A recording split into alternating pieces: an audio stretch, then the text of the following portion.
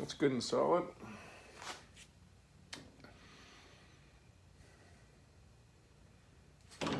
Make a brace down to here, a brace up to here, and there's no way that would move. Yeah, I kind of like it up to here.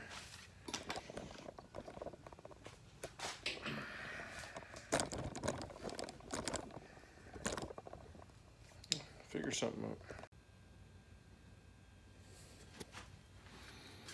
These are clamped on there pretty hard. 1-inch hole, 1-inch tubing. I'll put some cross bracing in there, and that'll keep this triangle from changing or moving. So when I cut this and bend this out, this is going to stay the same. That's the whole idea of that. Okay, I'll make a couple pieces for here. That's next.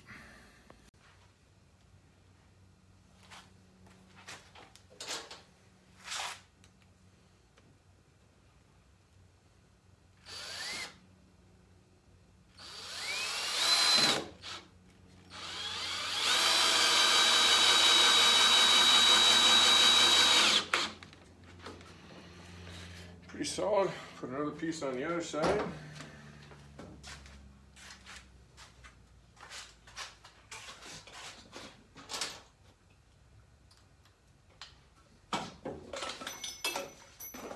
Generator parts.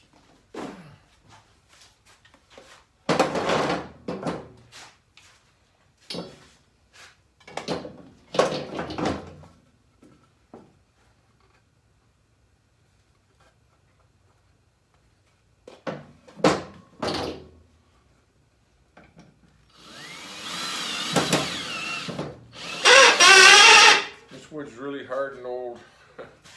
Hopefully I can get this screw in there. I got my wrong driver. Fucking stand on this right.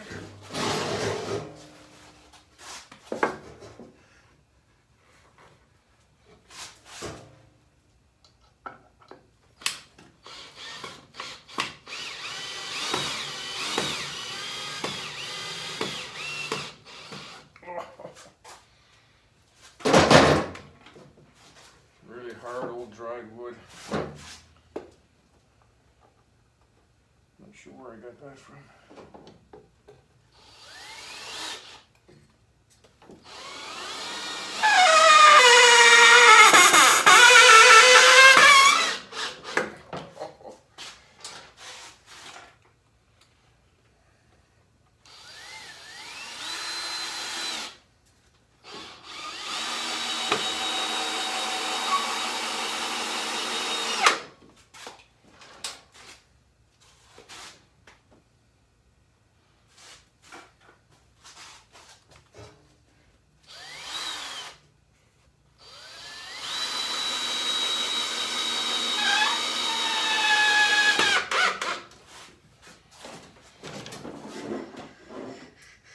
Isn't moving.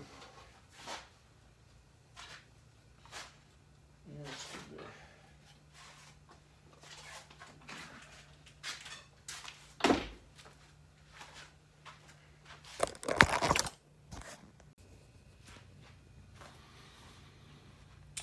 there. That's pretty solid like that. These the tubing's just a little over 1 inch. It's probably metric. And the holes are 1 inch, so it's bound in there tight. There's no way this can slide up or down. And plus, I didn't drill the holes perfectly parallel with this, so it's a wedge. It's a real wedge fit in there. There's no way that's moving. I could put a strap around here to that side to down there, but I don't think so. Okay, so I'm going to mark the cut lines now, and I want to cut it down here about 2 inches. I don't want to cut it at the top, because there'll be nothing left for me to heat to bend it over, right? You want a little bit of leverage, so I'm going to cut it down here, maybe 2 inches up. That way when we heat this up, we got a little something to bend with. It's not going to bend very much. And then the same within here. I want to cut it in maybe in the middle in here, so I can bang that up. And then I've been thinking about cutting this main tube. I always look at the extremes. What if I cut it back here? I can't because of this, but let's say I cut it back here, well, then the bend is going to be in here. The frame will be bent like this. And the closer to the neck is better. I think cutting it in here would be ideal, but it's just maybe too hard to get out and weld. So I'm gonna have to cut it out here, a couple inches out here. Gonna cut it from underneath and then just bend it up. It's gonna be a little bit of a buckle here, a little bit of a hump, but I think if I put it in here, it's not gonna affect the tank, where the tank is gonna sit. I wish I had that tank here. Pisses me off. But there's a rubber, there's the foam that goes over the frame anyways, so it's going to compensate for that. We're only going to 10 degrees, which is hardly nothing. Okay, I'm going to mark that out with masking tape where the cuts are going to be, and then I think I'm going to cut it.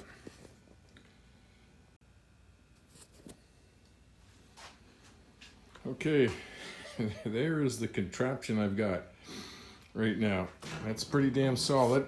Now I'm going to strap it to the table so it doesn't move. But right now it can't rock, tip, nothing. It's solid.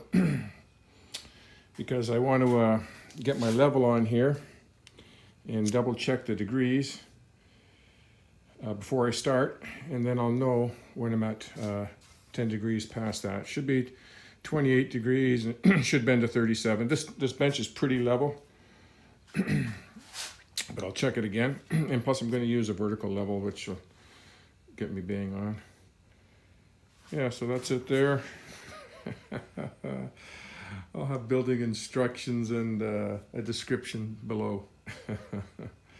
I'll patent it. Anyways, that makes it pretty solid. Have you ever dealt with these frames before? They rock all over the bench because of the side stand brackets in the way, so it kind of gets that up. And what I also noticed too when I was doing this is that the frame is bent a little bit. Like this lower tube here is raised up. It's kind of bent up a little bit, and that was the same on that one before I had it straightened out and reinforced. And I think it's because of the side stand, all the weight on it, and it kind of bends that side up a little bit. So, but I measured from here to here on both sides, and I think it was 18 and 5/16 exactly center to center on both sides. So I know we're pretty damn close. Okay, I'll get some straps, strap that down, and get ready to cut that. Okay, she's all strapped down at 4 different points. So it's not moving, that thing's solid with the bench. I put the level on it straight up in here, check that degrees, and it's pretty much 28 degrees, pretty close, 27 and change I think, but I'll double check it again. But what I want to do is get a 1-inch dowel or a 1-inch rod in there. It's just a lot more accurate to just pipe here.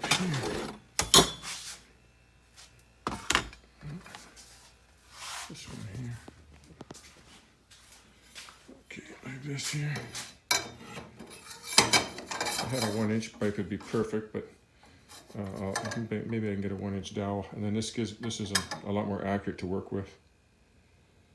Put that in there like that, and then I'm gonna bend it out. Just bend it out a few degrees. Weld her back up. Okay, there's my contraption. There's my contraption for now. Okay, next step is to cut it.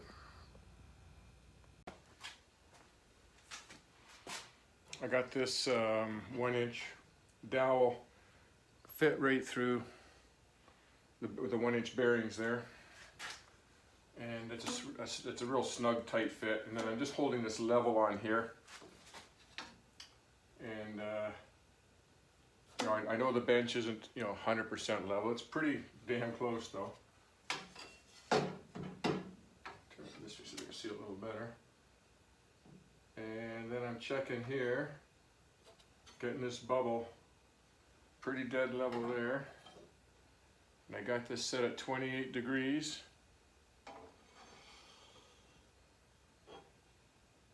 You're gonna hold that pretty still.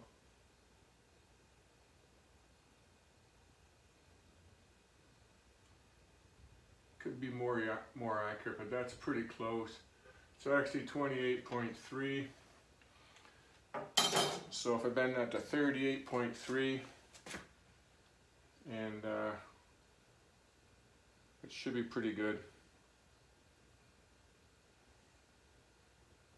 So I think I can cut it now.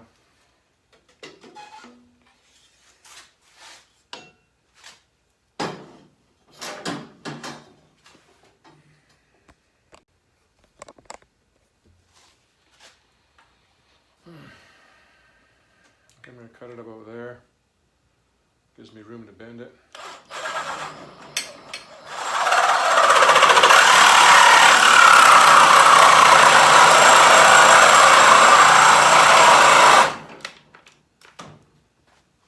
That battery's dead. And I think all my other ones are in the basement. I think my battery's low. It keeps shutting off.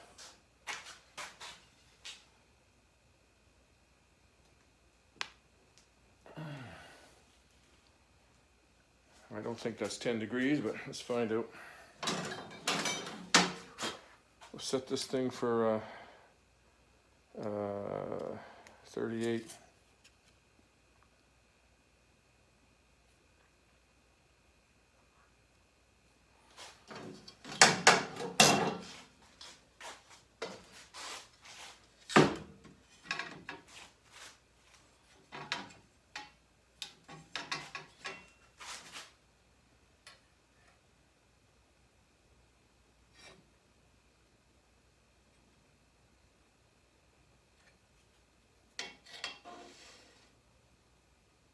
Gotta go more yet.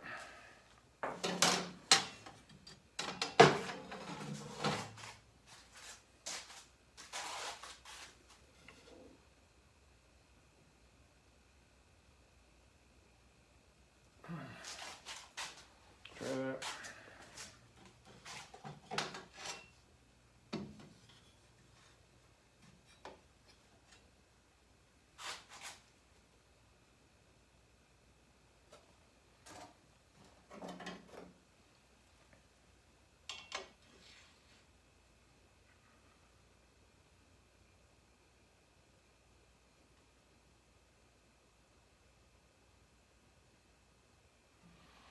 Maybe just 2 degrees too far.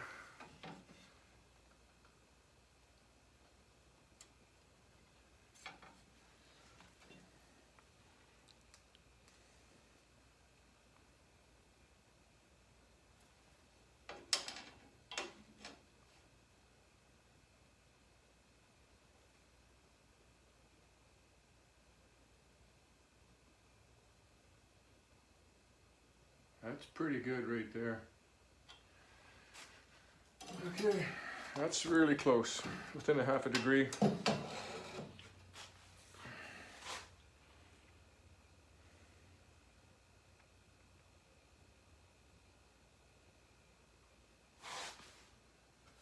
There's going to be like a half-inch gap in there anyways.